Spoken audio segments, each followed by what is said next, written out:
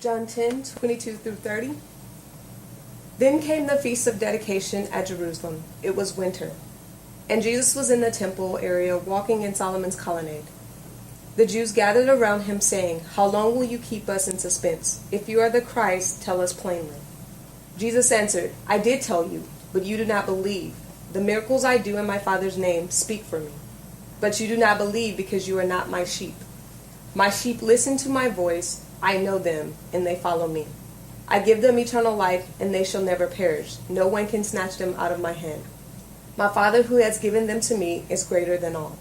No one can snatch them out of my Father's hand. I and the Father are one." Today, just for a little bit, I actually want to focus a little bit more on Psalms 23. When I sat down and I actually started to prepare this message, it was Tuesday, after the Monday of the Boston Marathon, and I really began to think about all the things we've seen since 9/11. If you think back to December, it was the Sandy Hook Elementary School shooting. That was just 4 months ago. And then you have the Boston Marathon that struck just this week, leaving 3 dead and more than 100 injured. And I began to think about all the tragedies and all the things we've heard that have happened in the years since, I want to say 2001, the 9/11 terrorist attacks. I really do believe as Americans that was a changing point in our history, because gone were the days where we had the great sense of security. We not only lost that, but I think we also lost our innocence, because our hope for peace in this world was shattered and lost as well. And as our nation faces one tragedy after another, it feels like we are right in the middle of the valley of shadow of death. In the midst of another tragedy, however, I do want us to find some hope and peace in Psalms 23. In our reading today, we find an older David, one whom had seen tragedies and disappointments. David, the shepherd, the king, the writer and singer of Psalms, a man after God's own heart. He knew the valley of the shadow of death intimately. He knew what it was to be pursued by his enemies who wanted to take his life, and even the torturous understanding that one of them was his very own son. He knew the valley of the shadow of death of his own guilt, after he took Bathsheba like a piece of property and sent her warrior husband to the front lines to be killed. He knew the valley of the shadow when his own infant son died, and when the son who sought to kill him died as well. See, the valley of the shadow of death, it's inevitable. There's no way around them. We all will walk through those valleys. Ecclesiastes 3 says, "There's a time and a season for everything under the sun." And sometimes our season is in the valley of the shadow of death. But even though we must walk through those valleys, we must come to an understanding, as David did, that his only chance of getting through the valley was to surrender himself into the hands of the shepherd. See, I believe David knew that we would need the kind of shepherd that he described in the Psalms, so that's why he sung it. The verse part of it says, "The Lord is my shepherd, and I shall not want." Everything that follows this statement, I believe, is a presentation of actions that is truly taken by the shepherd. Right after that, he said, "He makes me to lie down in green pastures. He leads me beside still waters."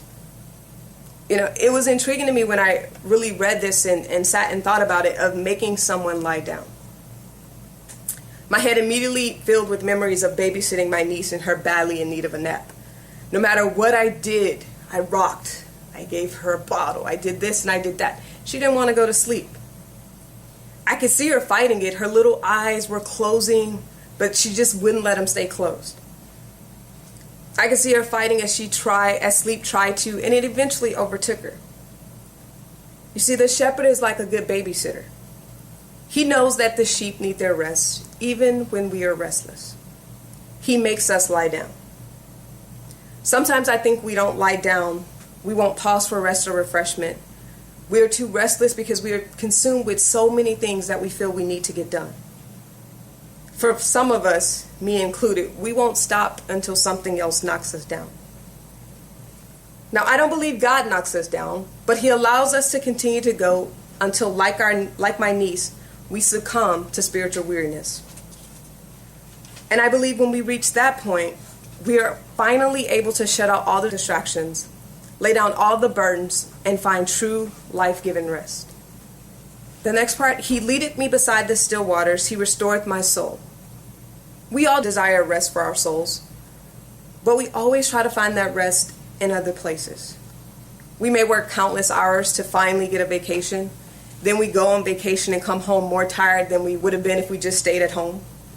We may get more money in the bank, but then we worry what happens when more bills come.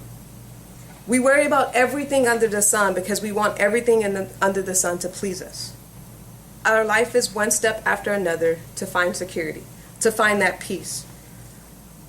But I've realized that the closer you get to God, the more you realize that he and he alone is not only your true security, but he is the only one that can give us true rest for our weary souls. You see, God picks me up when I'm fallen. He lifts me up when my load gets too heavy. In my weakness, God comes with his renewing power. So today, you may be down to your very last dime or your last ounce of energy. But that's okay because God doesn't need much to create a miracle. It was once said that God doesn't need our ability, he just needs our availability. And sometimes that's all it is presenting ourselves to God saying, I surrender. Like we sung today, it's simply surrendering unto God. Yea, though I walk through the valley of the shadow of death, I will fear no evil, for thou art with me, thy rod and thy staff, they comfort me. Now, he's talking about sheep. It is in the nature of sheep to not be very bright, to be followers rather than leaders, to scare easily. It said a sheep can find their way into danger one bite at a time. And fear among the flock is very contagious. So the descent into the valley is the journey into fear.